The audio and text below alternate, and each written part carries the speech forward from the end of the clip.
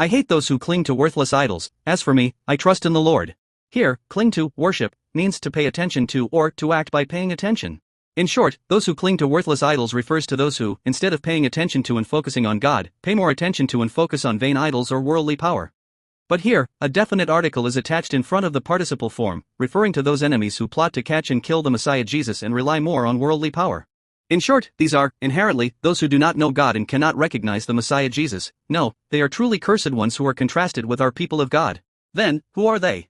They are the religious leaders of Jerusalem and their group who, 2,000 years later, allied with the Roman governor Pilate and crucified the Messiah Jesus. Also in John 11 verses 47 to 48, it says, "Then the chief priests and the Pharisees called a meeting of the Sanhedrin. 'What are we accomplishing?' they asked.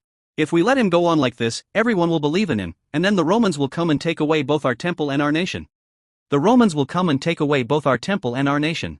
In short, it can be seen that they are not paying attention to and focusing on the will of God, who performs all kinds of miracles through Jesus, but are only focusing on and relying more on Roman power to protect their own popularity and vested interests. Also in John 19 verse 15, it says, "But they shouted, 'Take him away! Take him away! Crucify him! Shall I crucify your king?' Pilate asked. 'We have no king but Caesar,' the chief priests answered. 'We have no king but Caesar.' It can be seen that the chief priests, who should serve and have only God as their king, are declaring the Roman emperor as their only king. No, it can be seen that they are relying more on worldly power to protect their glory and vested interests. This is exactly the image of those who cling to worthless idols spoken of in today's text. No, the Messiah Jesus will hate such people, and he himself will believe in and trust only in God. But here, all verbs are used in the perfect form, representing a future resolution. In short, the Messiah Jesus will surely judge and curse those who cling to worthless idols. Then, why is the Messiah Jesus declaring, "I will trust in the Lord" newly on the cross?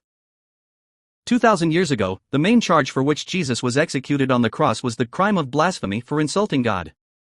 Also in John 5 verse 18, it says, "For this reason they tried all the more to kill him. Not only was he breaking the Sabbath, but he was even calling God his own Father, making himself equal with God."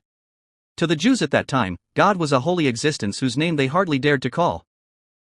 But when Jesus appeared, called such God his own Father, and claimed to be equal with God, they probably felt an unbearable sense of insult.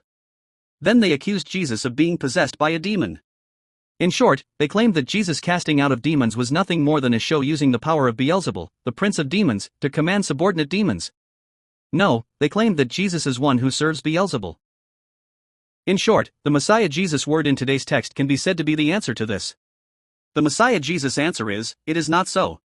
It is not so," and Jesus himself is one who believes in and trusts in Jehovah God.